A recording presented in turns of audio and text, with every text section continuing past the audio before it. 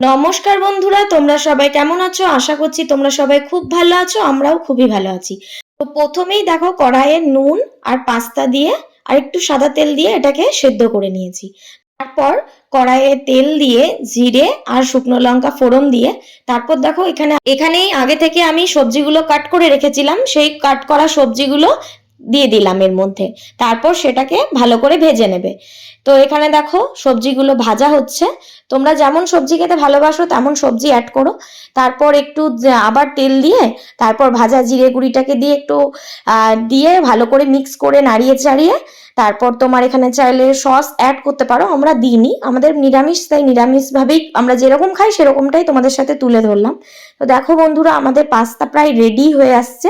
এরপর গরম মশলা দিয়ে নামিয়ে নেবে। তো দেখো বন্ধুরা, কি সুন্দর হয়েছে আমার নিরামিষ পাস্তাটি।